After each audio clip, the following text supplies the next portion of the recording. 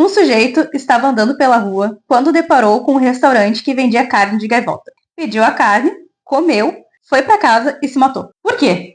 Oi, eu sou a Stephanie. Eu sou a Tamires. Esse é o podcast O Verão de 99. Hoje a gente vai apresentar pra vocês o quadro Contém Spoiler. Aê! Bom, eu sempre quis convencer este ser a ler Rafael Montes, que é um dos meus autores preferidos da vida. Agora o meu também. E um autor nacional. E escreve muito bem, gente. Lembra no A Culpa das Estrelas, que a guria fala? Então, eu leria até a lista de compras do Rafael Montes. Faz sentido, eu também. É. Até que um certo dia eu consegui convencer. Com muito esforço e sacrifício. Exato. Então, a gente resolveu criar o nosso clubinho de leitura. E qual que é o nome desse clubinho? O Clubinho Dodói, né? Com livros bem leves. Eu catei um aplicativo, que eu vou dar uma olhada aqui no nome, né? Eu não sei se pronuncia Fable ou Acho que é Fable. É tipo Fábulas, só que em inglês. É, e a gente vai deixar o link não, é o nome certinho aqui embaixo na descrição pra se vocês se interessarem e quiserem criar o clubinho de vocês também. Ele é bem legal. Dá pra criar um clube próprio de vocês e participar de outros clubes também. E agora eu vou parar de falar porque isso não é publi, a gente não tá sendo paga. Poderia ser. A Tami tinha um perfil aqui no Instagram já pra falar sobre resenhas de livros, contar pra gente um pouquinho sobre eles, alguns com spoilers, outros sem. E isso, junto com o nosso clubinho Dodói de leitura, deu pra gente essa ideia de fazer esse quadro aqui dentro do podcast também. Inclusive, me sigam lá, @livrogrande da Tami. É isso, a gente vai deixar aqui pra vocês.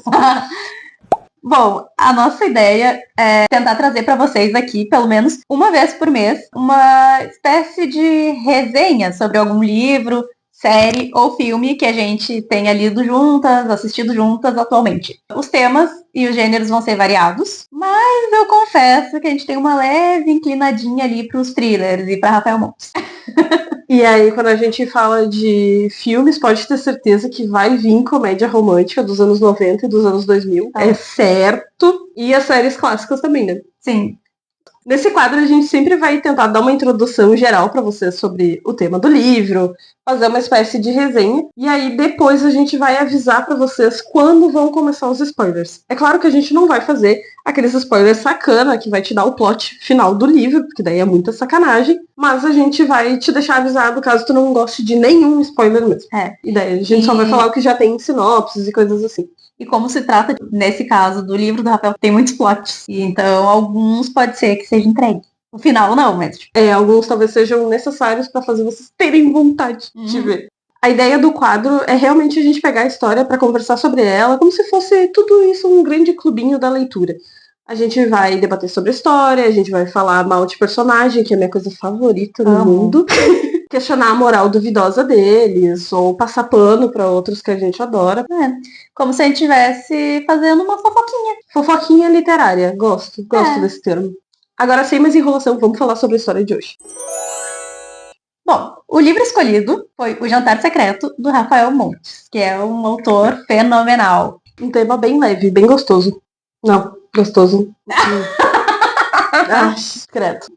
Esse livro, ele começa, então, com 4 amigos de infância, que são os nossos protagonistas, que moram no interior do Paraná. E eles estão querendo sair de lá e se mudando para o Rio de Janeiro, porque eles estão em busca de novas oportunidades de emprego, estudo. Eles estão querendo viver o seu sonho carioca. É tipo sonho americano, só que brasileiro?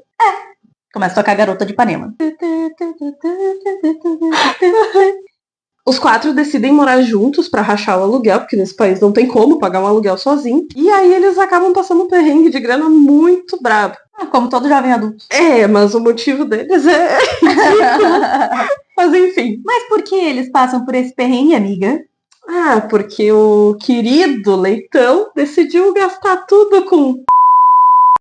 Como eles estão prestes a perder o apartamento deles, porque eles não estão pagando aluguel há meses, eles precisam resolver isso com uma solução financeira muito boa, né? Que é empreendedorismo criativo. E o que melhor para empreender nesse país do que culinária? Eu falo como se eles tivessem decidido vender bolinho de pote, cara. Que maravilhoso. Que nem os caras da Rua do Arvoredo. Ai, nossa. Morar em Porto Alegre é um evento, gente. Quando tu descobre a Rua do Arvoredo, tu fica... meio pá das ideias. Nesse período, então, tá muito em alta um site que te permite realizar jantares secretos para desconhecidos. Mais uma daquelas modinhas besta que vem lá da gringa e a gente copia, né? Eu fico pensando que essa é a coisa menos segura pra se fazer, pra ganhar dinheiro, né? Que é tu receber pessoas na tua casa, que tu nunca ouviu falar na vida. Ah, eles vão simplesmente vir para um jantar, eles vão me pagar um dinheiro ali e depois vão embora. Quem nunca? Quem nunca quis botar 10 desconhecidos dentro de casa? Exato. Vai funcionar mais ou menos assim. Tu vai usar a tua casa como se ela fosse um mini restaurante. Tu vai montar um menu, tu vai selecionar quantos convidados estão disponíveis para vir de acordo com o teu espaço. E aí tu vai fazer um anúncio neste site colocando qual será o cardápio da noite, quantos convidados podem comprar ingresso, qual é o valor que será servido de bebida e tudo mais. E aí depois tu anuncia lá e as pessoas compram o ingresso sem saber a localização, por questões de segurança. O quão seguro pode ser botar pessoas desconhecidas pra comer na tua casa. O que poderia dar errado? Aí as pessoas vão comprar esse ingresso e só depois que elas já pagaram, elas vão receber por e-mail uma notificação ali de qual é o endereço, o horário do jantar e tudo mais. Secreto. Bom, o problema dos nossos divos protagonistas começou porque homem não tem limite na zoeira e eles não pensam muito com a cabeça de cima. Nossa, o Leitão foi muito, muito sacana. Pelo amor de Deus. Com certeza. A partir daqui, a gente vai começar a dar alguns spoilers. Então, se tu quer, assim, ó, pegar esse livro pra ler, saber absolutamente nada, para aqui. E volta a ouvir só depois pra dar streaming na gente, por favor. Exato. Essa parte que a gente fez introdutória foi realmente só uma sinopse, assim. Não teve nenhum spoiler. É realmente a sinopse do livro. Só que deturpada pela gente. O nosso desquerido Leitão... Sim, gente, é real. Esse é o nome dele. Não é sacanagem. É sacanagem sim, mas foi o Rafael Montes que começou, porque ele decidiu dar o nome de Leitão pro único personagem gordo da história. Tem até uns memes muito engraçados que eu vi no TikTok, que era, tipo, as pessoas com o livro e falando toda vez que o Rafael Montes tá falando do Leitão no livro. Aí é aquele meme do prendam as gordas. Que hoje eu pego uma pra fazer sabão. Era basicamente isso quando ele falava do Leitão no Ai, livro. que horror, cara. Se tu rir, tu vai descer de tobogã, Deus tá vendo? O nosso queridíssimo Leitão teve como brilhante ideia fazer um menu oferecendo carne de gaivota como prato principal. Spoiler, era carne de gente. E o pior não foi isso. O pior foi que os ingressos esgotaram muito rapidamente. Inacreditável a podridão humana, né, minha gente? Eu tenho uma notícia boa e uma ruim. Qual que tu vai querer ouvir primeiro? A boa, né? A boa é que a gente conseguiu os 30 mil que precisava pra quitar os aluguel atrasado do apartamento. E a má. A ruim é que a gente vai precisar roubar um corpo. Isso nos leva de volta à importância do enigma que a gente começou esse episódio falando sobre ele. No momento do livro, o Dante, que é o protagonista, tá num bar qualquer bebendo com os outros caras do grupo. Ele conta esse enigma como um jogo pros outros resolverem. Sabe daqueles que o narrador só pode ficar respondendo as perguntas com sim, não ou irrelevante? E aí os jogadores vão fazendo diversas perguntas pra tentar entender tudo o que aconteceu até chegar ali naquele ponto citado no enigma. Obviamente a gente não vai contar aqui a resolução completa desse enigma, mas fiquem sabendo que, resumidamente, a carne de gaivota, na verdade, era carne humana. Foi inspirado nesse enigma que o Leitão simplesmente decidiu anunciar esse jantar secreto, usando carne de gaivota como o nome da equipe. Mas e como que os outros reagiram a essa gracinha do Leitão? Totalmente chocados. Exato. Com medo de ser uma armadilha da polícia, com medo de eles serem delatados pelos compradores, com medo de também como que eles iam conseguir a matéria-prima para fazer esse jantar, né? Eles começaram a ficar em conflito entre eles, porque, né, dilemas éticos, morais, que a gente não precisa nem entrar em detalhes. Exato. Mas eles estavam tão ferrados de grana que eles realmente começaram a cogitar essa possibilidade. Pois E é. aí eu penso, que situação tenebrosa que tá o pobre do CLT brasileiro, não é mesmo? Mas, tipo assim, eles não tinham tanta essa necessidade, né? Porque a mãe do Dante oferece dinheiro pra eles. Mas a que preço às vezes tu tem que lidar com a grana dos teus pais, né? Mas aí, tu deturpar um defunto. É, vilipêndio de cadáver realmente parece bem pior do que agendar jantares toda sexta-feira pra pegar dinheiro. O pior é que nada justifica essa ideia de jirico que eles tiveram. Por que eles simplesmente não mudaram de apartamento? Pois é. Por que eles não pegaram um apartamento mais barato? Porque eles descrevem um apartamento, tipo assim, de muito grande. 4 quartos, um lugar imenso. Bom, se deu pra eles fazerem o que fizeram naquele apartamento, acredite, era muito grande. A real é que eles deviam ter muito filhinhos de papai acostumado. Os outros outros até que não, mas o Dante, com certeza. E ele não queria perder essa vidinha de luxo dele, né? Eu fico pensando, assim, que eles todos estavam mal acostumados já. Porque eu acho que eles já estavam, o quê? Uns 5 ou 6 anos por aí lá, naquela casa. E daí, tá, mas tu sair da realidade que tu tava pra regredir e tal, dar um passo atrás. Mas, gente, tipo, tu tá devendo grana. Pois Vai pra um lugar menor, não mata a gente, não pega a gente que já tá morta também pra cozinhar. Não é normal. Eu acho que o único mais sensato disso tudo é o Miguel, né? Coitado. Nossa, o Miguel aguentou muito e ainda foi simpático, gente. Sim. Pá. Mas o pior, que eu percebo o meu mau caratismo, porque em diversos momentos eu pensava, nossa, mas esse Miguel é um chato, hein? Sim. Só que o cara só tava fazendo certo. Exatamente. A gente fica muito com aquela coisa de, meu Deus, para de atrapalhar, tu vai acabar fazendo eles serem presos. Gente, eles deviam ser presos. Exato. Pelo amor de Deus, estavam cometendo um crime gravíssimo. Exatamente. No fim de tudo, eles acabam vencendo os dilemas éticos, morais deles, com o Miguel muito a contragosto. E aí os Pangaré decidem ir adiante com a ideia do tal do jantar. E tudo que envolve a preparação dele é citado no livro e é terrível. São partes que são bem difícil de se ler, assim, tem que ter o estômago um pouquinho, assim. Por diversas vezes eu tava lendo e dava uma parada, daí dava aquela engolida em seco, assim, e ficava, meu Deus. Tudo que tu tá lendo na preparação te dá aquele misto de, realmente, eu sou uma pessoa que ri de nervoso, tá, gente? Eu fiquei, assim, ó, por vários momentos dando aquela gargalhada de, meu Deus, alguém me tira daqui, por favor, o que tá acontecendo? E, eu não sei, um dos meus maiores pensamentos quando eu tava lendo esse livro foi, tipo assim, eles não tinham vizinho. Cara, sim, pelo amor de Deus. Tipo, a gente tá aqui gravando podcast e eu já acho que se algum vizinho tá ouvindo, deve estar apavorado com essa história de falar de comer gente. Exato. E daí, tipo assim, tá, tudo bem, que como a gente falou, era um apartamento, assim, de luxo, porque era um apartamento por andar. Sim. Mas mesmo assim, gente, o vizinho de baixo não ouvia nada. O de cima, eles usavam uma serra elétrica. Não é possível não ouvirem. Falando de serra elétrica, a gente tem que apresentar a lenda pra vocês, que usava a bendita da serra elétrica. É verdade. Vocês lembram, ali um pouquinho atrás, quando a gente comentou que o motivo deles estarem nessa enrascada foi porque o nosso queridíssimo Leitão se apaixonou por uma prostituta? Nem lá no Tigrinho, eu me apaixonei pela mina do Job. Essa é a música do Leitão. Que é aquela guria chorando no clipe, né? A foto que o One Direction faz.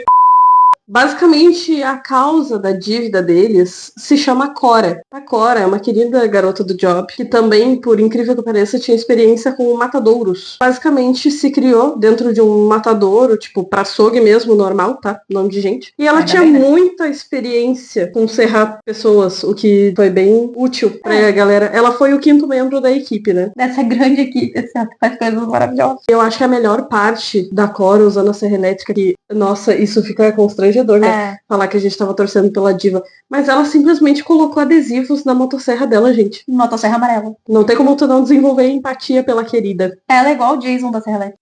Acho que ela é um pouquinho mais carismática. Com certeza era mais bonita também. E pelo menos ela não matou ninguém, né? Ela só fatiou.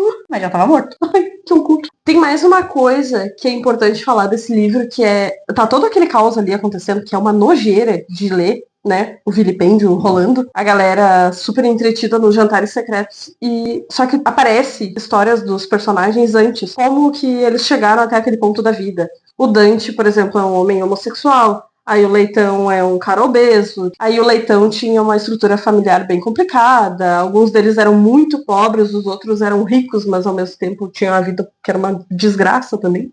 E até do Leitão, a gente lendo um pouquinho da história dele, a gente consegue meio que entender como é que ele se apaixonou pela do Job. Sim, é verdade. É bem interessante, eu acho que a dele é uma das melhores histórias que tem no, eu acho que no livro. Aí, sendo sincera, tipo, eu acho a do Dante a mais fraca, porque ele é um cara gay e tal. Só que, tipo, felizmente ele sempre foi muito bem aceito. E aí, tipo, ele tem problema com os pais deles, porque, tipo, porque minha mãe quer me dar dinheiro. O problema do Dante é, nossa, como é horrível. Minha mãe quer me dar dinheiro e quer passar tempo comigo.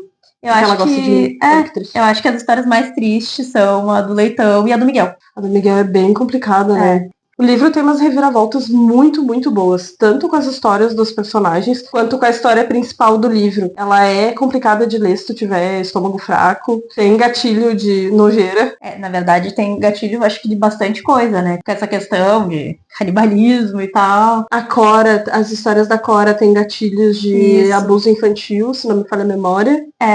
Tem também, tipo, gatilho, questão de paz e coisa, de tragédia. Uhum. Então, fica aí o alerta de leiam, mas com cautela. Exato. Inclusive, tem uma das cenas, pra mim, foi a mais chocante e pesada. Não vou dar o spoiler, não vou falar totalmente da cena. A cena do posto policial, aquele capítulo inteiro, meu Deus. Nossa, eu fiquei desesperada lendo esse capítulo. Ele é horrível. Horrível, horrível, horrível. Muito triste. Sim. Ah, aliás, outro tema que pode causar gatilho é a questão de, tipo, meio que tortura, assim, pode se falar.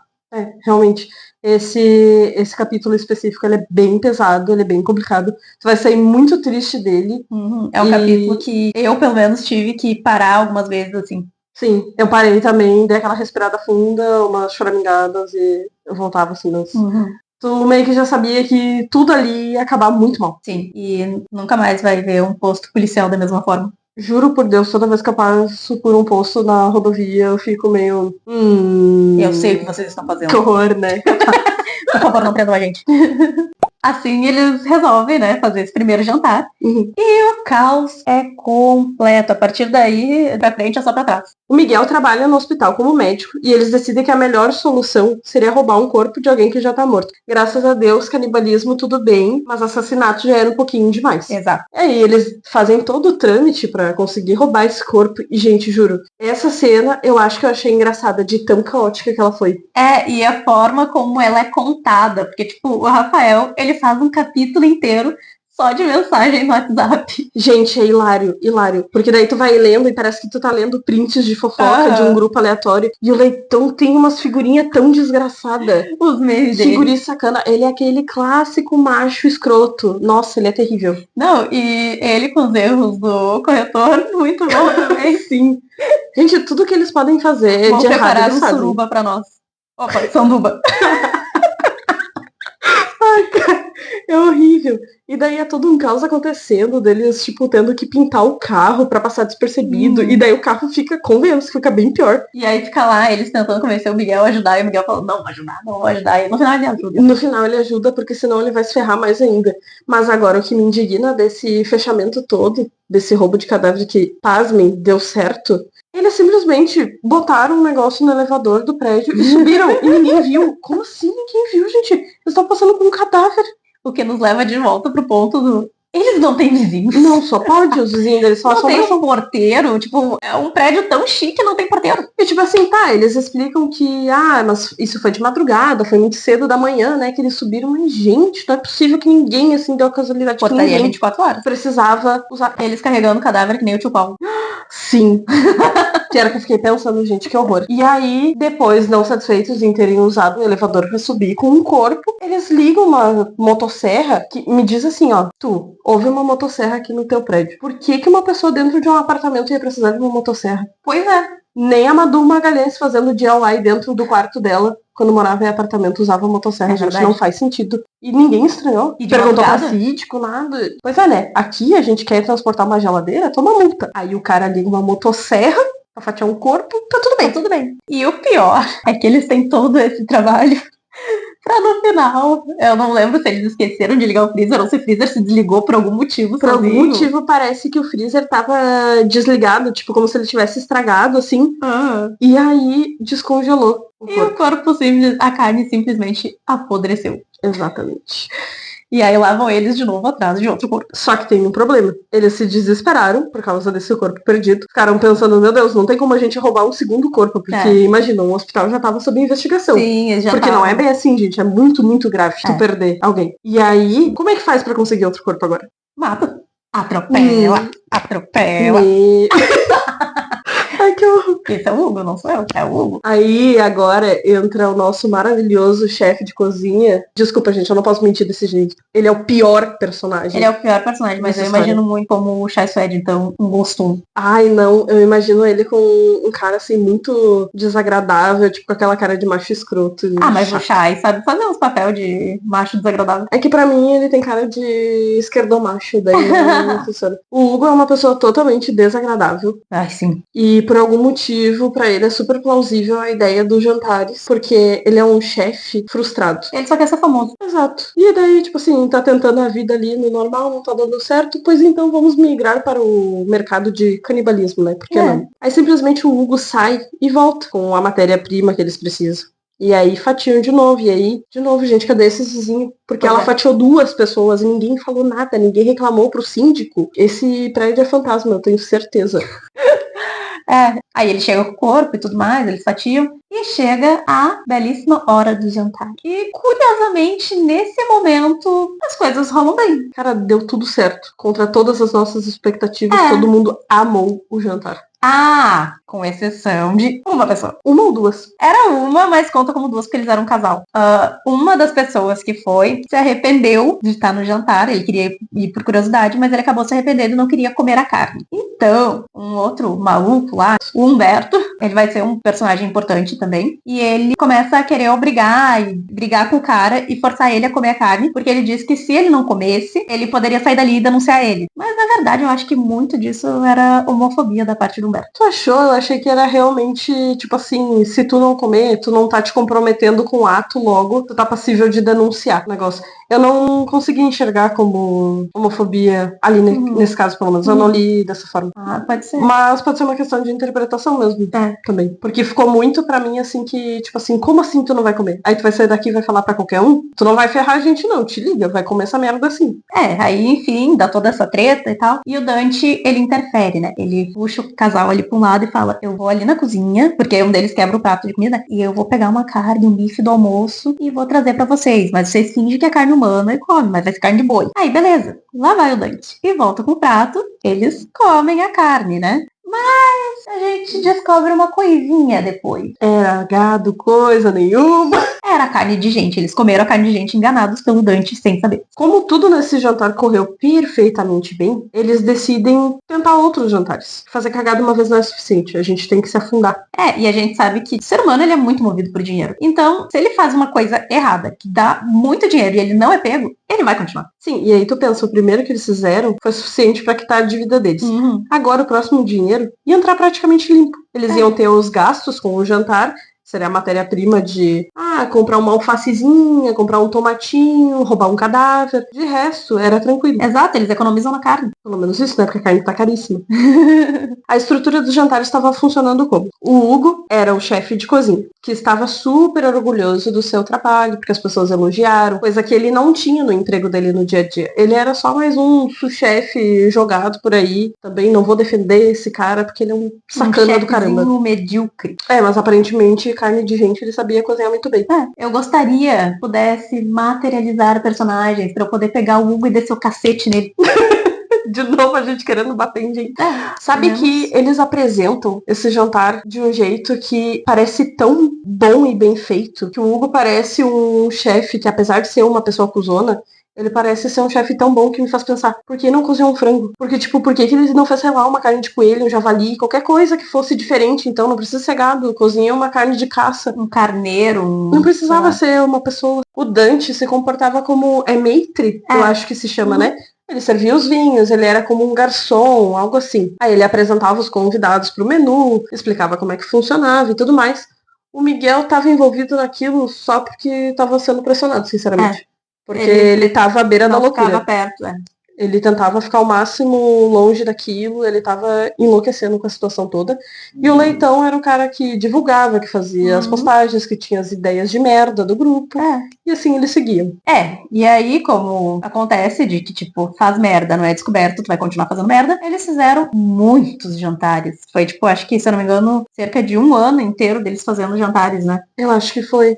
Eu sei que o fatídico final do livro é jantar de número 100. Eu acho que é, se eu não me engano. Que daí é um jantar comemorativo e tal. Que é bem interessante, inclusive. Não vamos falar muito, não é spoiler. Mais do que a gente já tá dando. Tiveram jantares temáticos e pra vocês terem uma ideia, o mais leve deles foi... o jantar vegano. Que era um casal vegano. De resto, foi tudo muito assustador e tenebroso. E sim, tu te apavora ao longo das brilhantes ideias que eles têm. Sim, e esse episódio já tá bem pesado, mas a gente vai evitar citar tudo isso até pra não ser derrubado, né? E também porque se vocês tiverem o interesse de ler esse livro, vocês vão saber que ele é bem pesado, mas faz parte da experiência e descobrindo o quão longe o ser humano pode ir pra destruir outro ser humano. E acho que, o que a gente falou meio que já dá pra ter uma ideia, então não precisa se aprofundar. Exato, já basta quem vai ler traumatizado, quem tá só ouvindo talvez não queira. Ao longo do livro e dos jantares vão aparecendo alguns personagens que se envolvem bastante com aquele elenco principal ali. E tem alguns que te deixam muito triste e desolado com a história deles. Sim, mas... E tem outros que te deixam com ódio. É verdade. Daí esses aí a gente pensa, ai, tomara que vai logo. Aquele comentário clássico do TikTok agora, em que episódio que ele morre? Acho que tem 2 que são mais importantes pra essa história, que são o Humberto e o Arthur. Sim. O Humberto é 100% aquele velho rico, excêntrico, dito excêntrico pra não dizer que é maluco só porque ele tem dinheiro. E é um desgraçado. É realmente esse aí o que a gente pensa, nossa, vai, morre logo. Vai com Deus. E o Arthur, ele é um jovem que é apresentado pra gente, tem meio que um mistério em volta dele. Então, tipo, a gente não vai falar pra não dar um spoiler tão grande. E a história dele é muito, muito boa. Sim. E triste também. Sim. Então... E ele é muito importante também para a resolução dessa história. Exato. O que nos leva ao último jantar, que seria o jantar comemorativo, né? E aí é quando o Dante começa a cair em si e aí tentar armar para destruir esse esquema desses jantares. Basicamente, naquele jantar ali, o Dante já tá completamente despirocado. Ele já passou da fase que ele começou a abusar de drogas, de álcool, de ficar completamente entorpecido para tentar se esquecer daquilo ali. Só que no final do dia não tem como tu esquecer que tu tá lucrando com esse tipo de serviço, né? E aí, no auge da loucura, vem o plot final do livro, né? Que é o desenrolar final da história, Sim. Que é o jantar de número 100.